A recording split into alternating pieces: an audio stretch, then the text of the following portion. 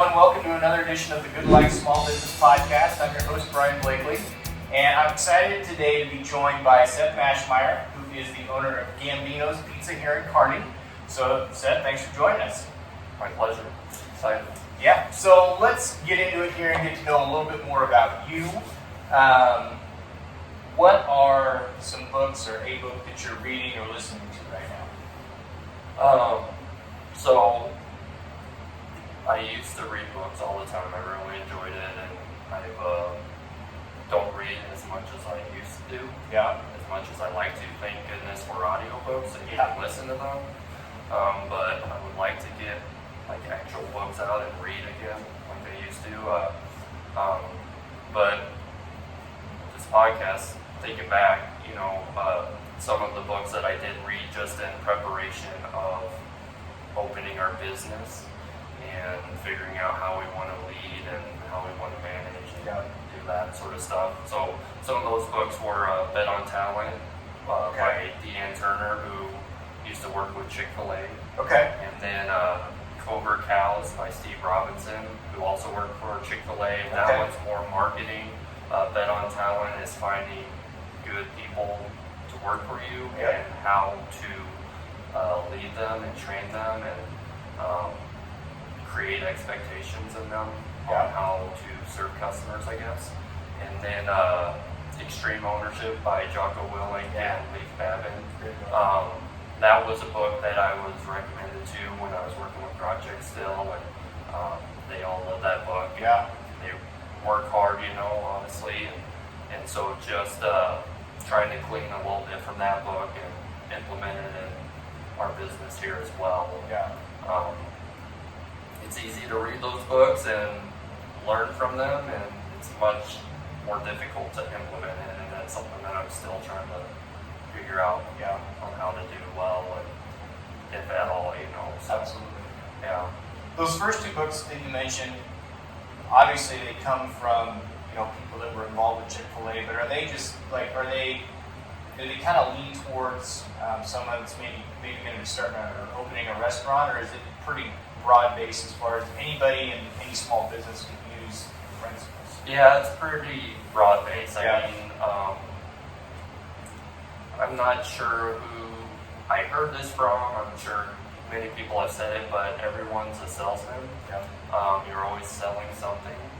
And so learning how to sell to people, how to serve people, that's the biggest thing and the biggest priority for Karah and I is just serving people well and knowing that they're valued, and that's where you are going to reap your reward and make your money or profit or any of that. So Bet on Talent is more so serving and teaching your staff how to serve well. How to treat customers and be accommodating, even though it may be difficult or may seem like you're getting taken advantage of.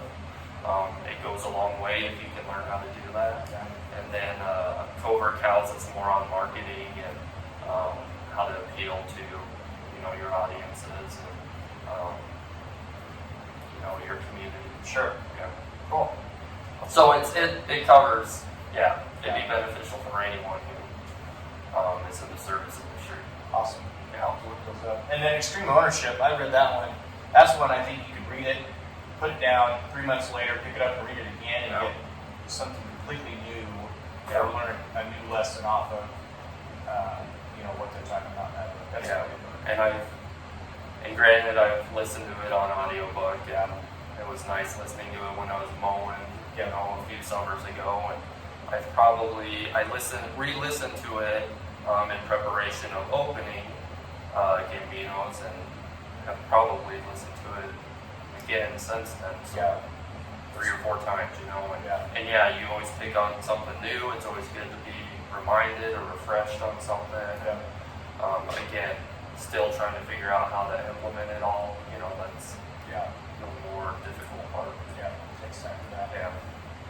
So how about podcasts? Are you listening to one or many podcasts right now? I listen to a lot of podcasts. Yeah. Or I have. I think I was introduced to podcasts in like 2006 when I first came here. And so a lot of the podcasts I listen to though are more along the lines of theology and Christian doctrine and just learning, you know, from pastors or theologians. And I know that doesn't really have anything to do with Gambinos Pizza per se, but that's something that's important to me and my wife, and I still want to make sure that I'm grounded with that and still growing in that area. So a lot of that is what I listen to for a podcast.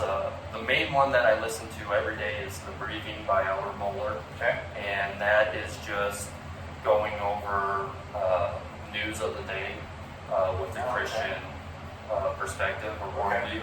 So that's one that I will listen to every day, and I just like listening to him. I respect him a lot. And then another one that I listen to pretty regularly right now is The Way I Heard It by Rowe, who did Dirty Jobs. These podcasts aren't so much about business or growing anything. It's more so just him telling a story and sort of leading you on in one direction throughout the podcast, and then sort of switching it on you and just sort of surprising you with where the story went.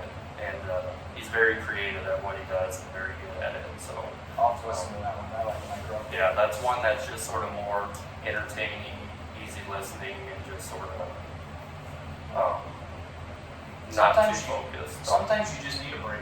Yeah. Like, when it comes to like as a small business owner, you're thinking about your business all the time, and sometimes you just need a break. Like, I don't want to think about, I want to think about something else. I want to give my mind a break for 30 minutes and think about something else. So. Yeah, so his podcast, it was only like 5 to 7 minutes, so it was a real short one. Yeah. And but he crammed a lot in there, and it was very good. But now I believe he wrote a book with all of these, The Way I Heard It podcasts. Oh, okay. And so now he's going back through each podcast, but expanding on it and discussing it even more and going more in depth with the stories and other stories that relate to it. Sure. Yeah. So Cool. it's a good one. Yeah. Very cool. All right, so we know a little bit more about you. Why don't you take us back? You can go as far back as you want, but just kind of walk us through your journey to becoming a small business owner with Gambinos. And like I said, just take us through vision to reality about kind of when this started for you and take us up to today. So I have always sort of had an entrepreneurial spirit. Know that I've always wanted to just be on my own or work, do my own thing. And I believe I get that from my dad, who he was in corporate America, growing up. Okay. However, eventually he went out on his own, and he knew that that's what he always wanted to do as well. So he's owned a couple businesses now and has been running them successfully. And so I think just seeing that made me want to sort of replicate it, and it was instilled in me at a younger age. Yep. And then the owner of Gambinos is actually good friends with my dad, and a good family friend their family's a good friend of our family. And so I've known Kevin for years, and he has the same mindset, just an entrepreneur. He worked his way up through Gambinos and now owns it, and just seeing that, I knew, I want to do something like that. So granted, back then, before I even worked at Gambinos Pizza, I started in Fremont in high school. I was 15 or 16, I don't remember how old I was when I started. But started working there and worked there for a couple of years, and then went off to college. And in the back of my mind, I always thought, well, I could do Gambino someday I decide I don't want to do anything else. Sure. When I went to school, I thought, well, maybe I'll do architecture. I was interested in that, and then teaching is sort of what I landed on. Okay. Elementary school teaching, and then I wanted to coach high school sports, football and track probably. But then in college, I guess in high school, I did what I needed to get by. Yeah. I wasn't a straight A student at all.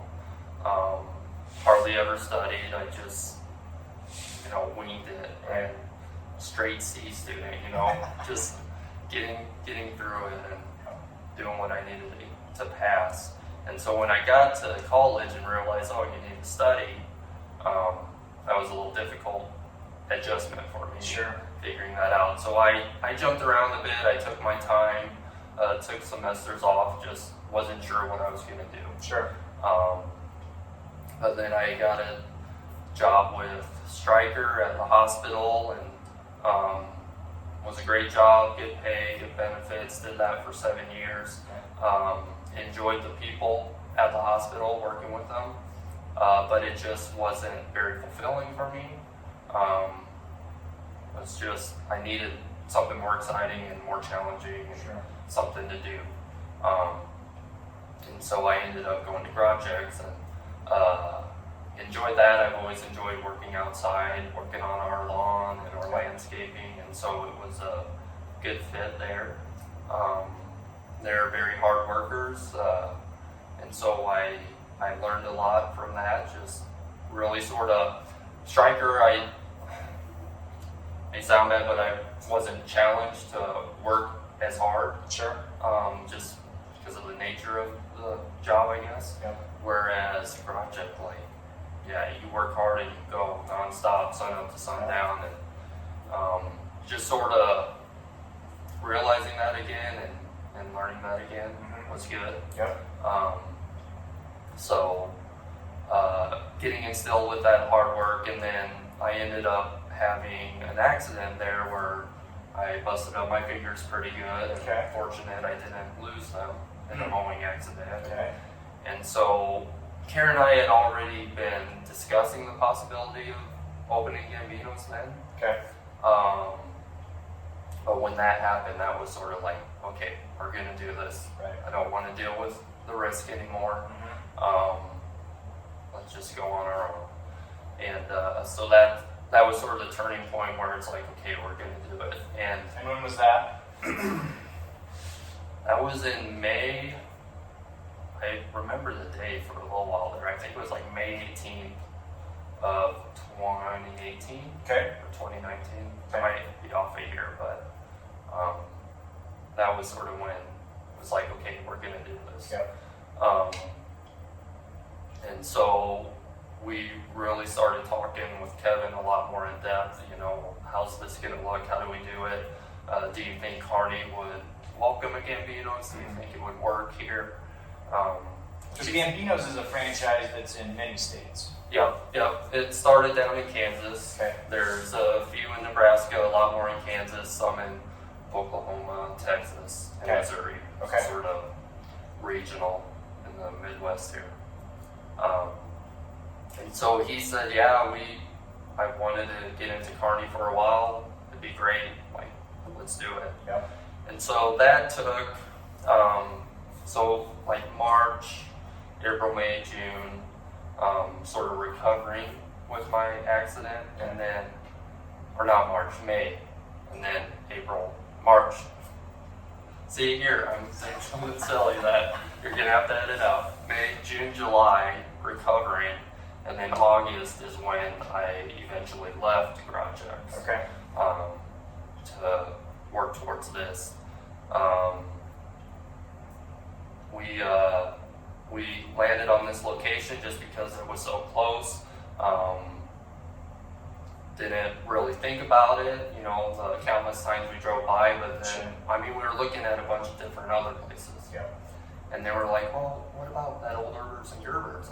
It's close to our house, might not be big enough, we'll see. Sure. And so that's where we landed on it here. And I'd say we got the keys to get into it in October, and so we see Tyler just is coming out. Yeah, except you distracted me. Sorry, I probably messed it up. So you're in October? In October, we got in here, and then October, November, December, we were renovating it, and that was primarily me and my father-in-law, Sig. We pretty much did everything here, the build out, except the, electrical and plumbing, the heavy duty stuff. Sure.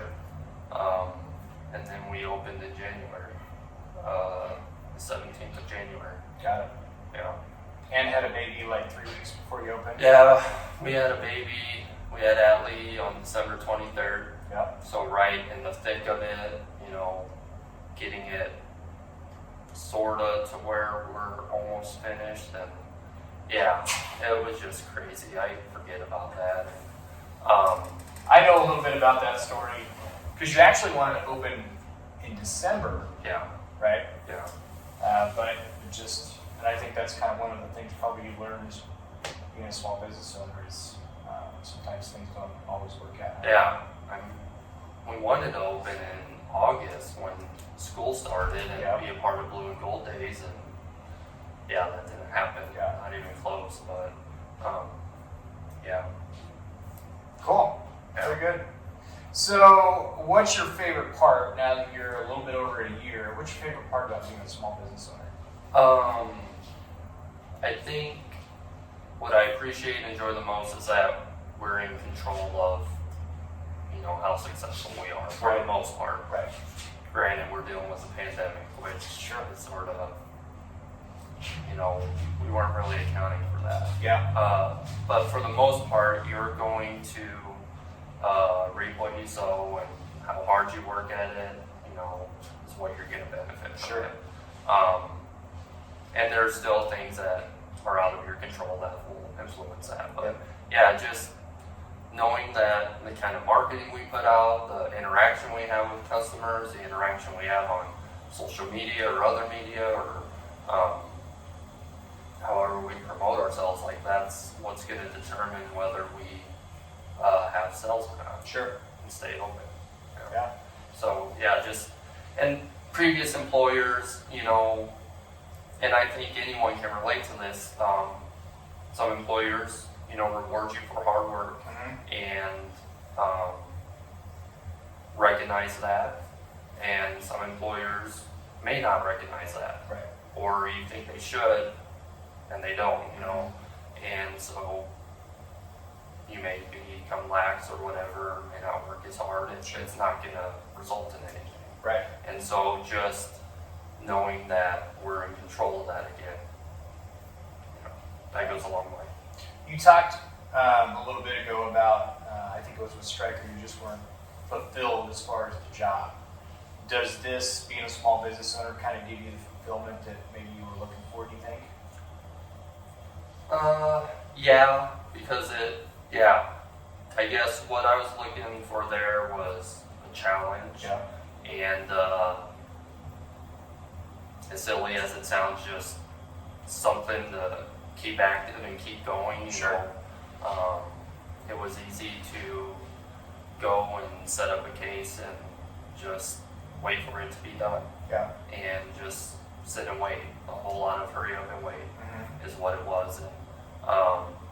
And I know there were things that I probably could have done to have made it more challenging or done more work there, and worked into a sales position or something. But eventually, while I was there, I just learned the medical field probably isn't for me. Sure. And doing sales in that area probably wasn't for me. So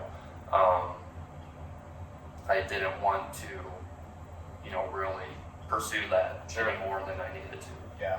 And the reason I bring that up is because I think that if you're doing something, even if you're making a lot of money, if you don't feel passionate about it or you're not fulfilled,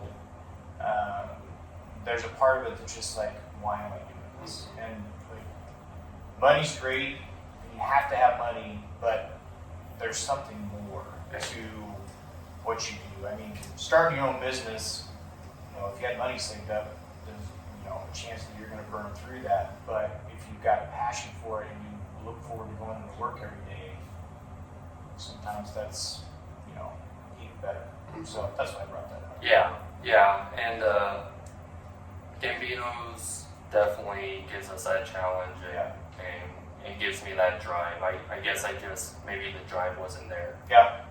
Previously, so yeah. Cool. Yeah. Like I said, pay was good, benefits were great.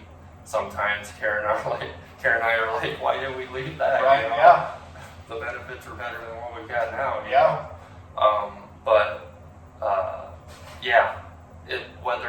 It needs to be fulfilling, in one way or another. Right? And it can fulfill one aspect of your life, but if it's not fulfilling the more important aspects, then you're just going to be unhappy and disappointed. So is this opening this restaurant, being a small business owner, having employees, is it what you thought it would be?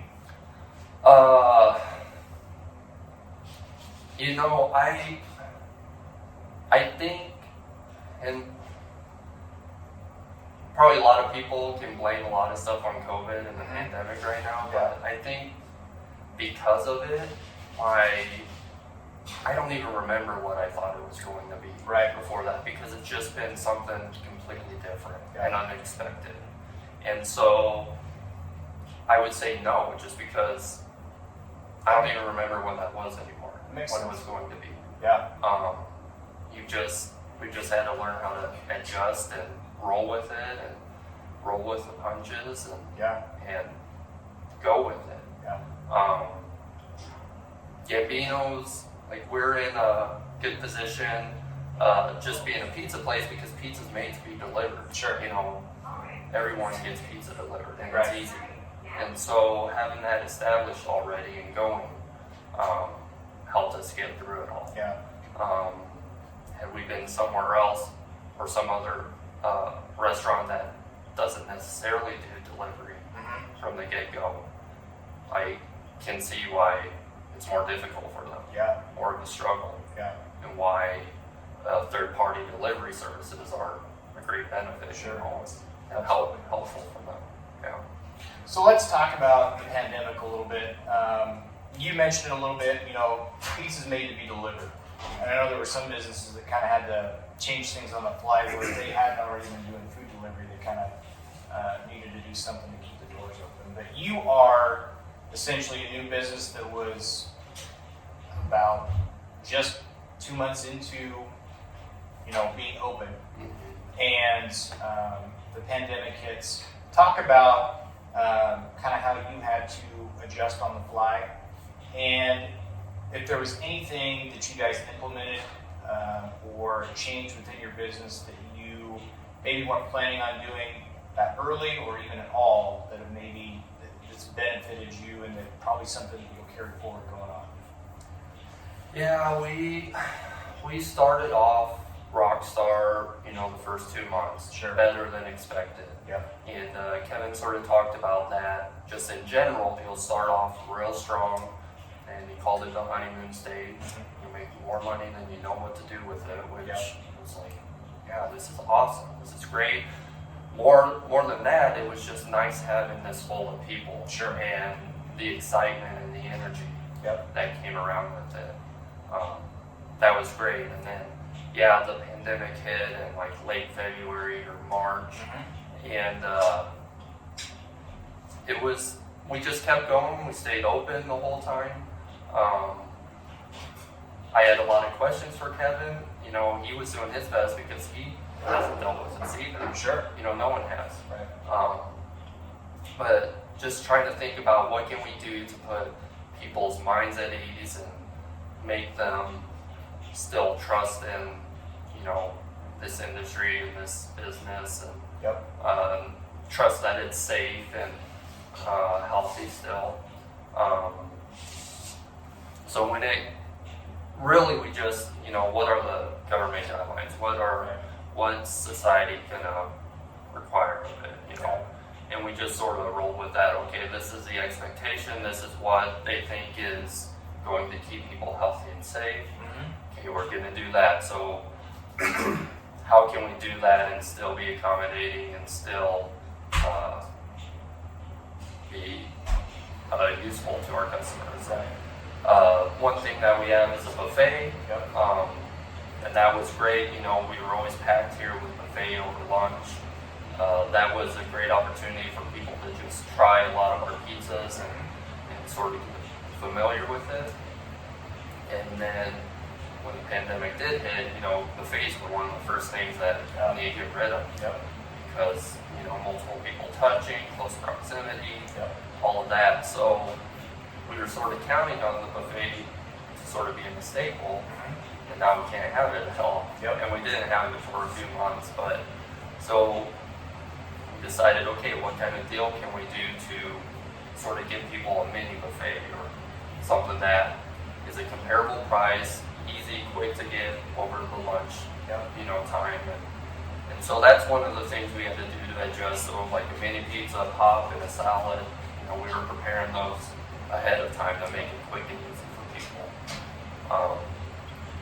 Something else we had to do to sort of adjust is just really focus on our cleaning practices and sanitation. You know, every restaurant strives for that, and every restaurant has that established.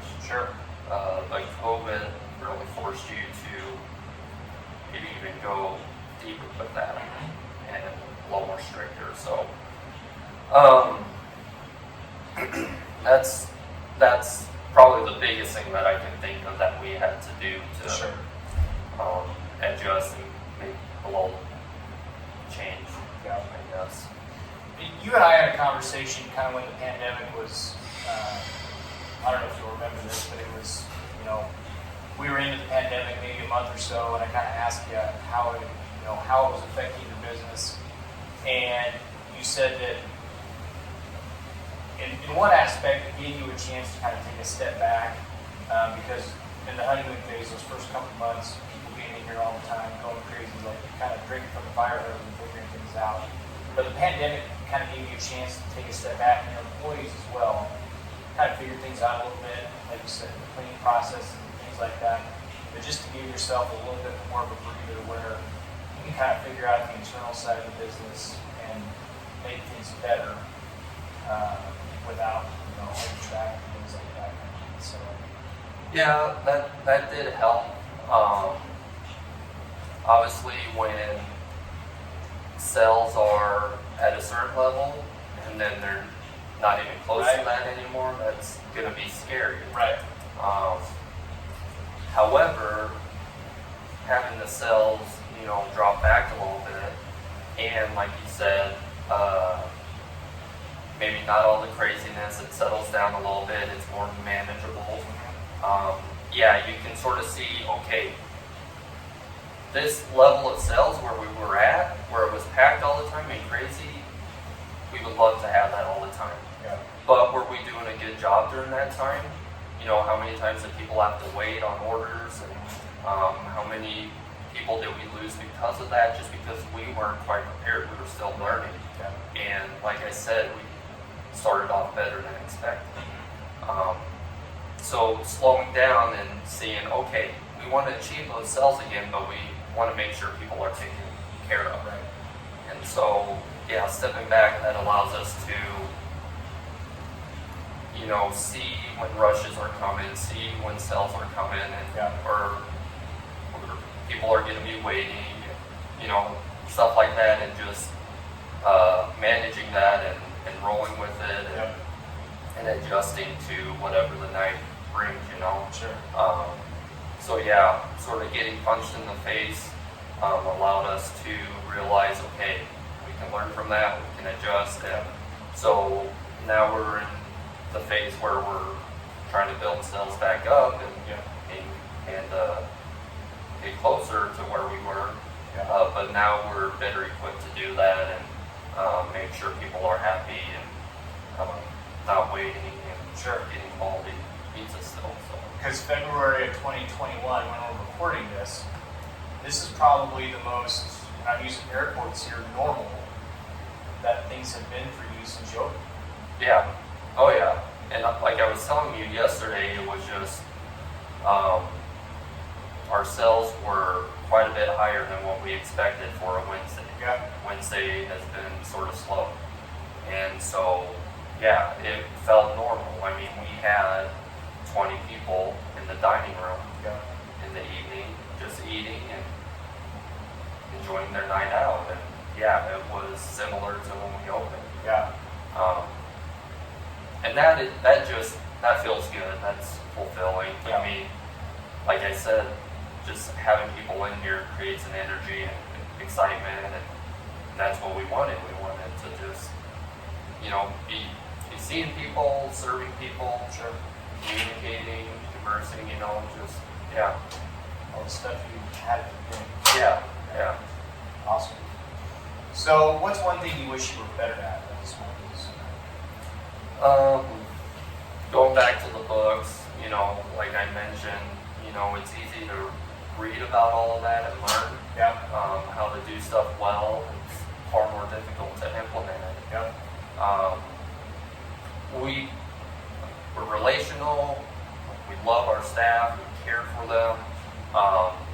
We're not just, Karah and I aren't just a couple that were seated here with a building, and we're just expected to run it and have high sales. Sure. This is our restaurant, it's our business. Like we want it to do well, and in order for it to do well, our employees need to be comfortable and happy and treated well. So I still struggle at that. I want to be a nice, caring, boss, owner, but also need to make money.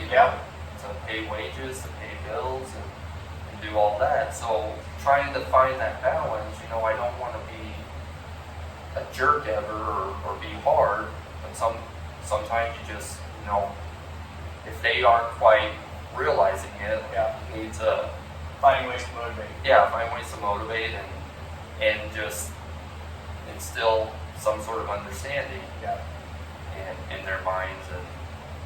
And even that, just saying that, I feel like a jerk just saying that, but you gotta build just a culture. part of it. Yeah, I mean, you have to build a culture, and that takes time. And getting your processes and procedures down can help eliminate that. As far as here's what you do if we're slow. Those types of things. It just takes time. And I think that no matter what the business is, whether you're in the service industry or whatever, I think a lot of small business owners struggle with that because you got to make money, but if you really care about your people and want to build a culture, and I mean, you would have had to have, if you worked at Gambinos when you were in high school, when you were 15 years old, you went off to college and this was in the back of your mind, you had to have a positive experience when you were in high school, otherwise, you wouldn't have even thought about doing this, when you were an adult. So you kind of want to have it come full circle and instill that in your employees now. And that's probably a testament to Kevin, as he was the owner of Gambinos, the one I worked at back then. You've never met him, but he's a big guy, intimidating guy, but deep down he's a teddy bear, and very soft and quiet, but he can be firm when he needs to be firm. And I've seen both sides of it. And like you said, the policies and procedures and expectations and following specs, once we get that established and people understand, like, it's important to follow that, not only because it's our expectations, but because the state and health departments have certain expectations. Right. Once they can understand and follow that, then that allows us to have that culture and build those relationships and have fun and enjoy each other's company. Sure. Knowing that those are established and that's taken care of, then you build relationships, and then that overflows to the customers as well, and the community. And that's all part of the service aspect. Absolutely. Yeah, absolutely. So if you could go back to whatever point before you opened, is there any piece of advice that you would give yourself before you open, or would you just kind of let things go? Obviously, you can, talk about a pandemic coming.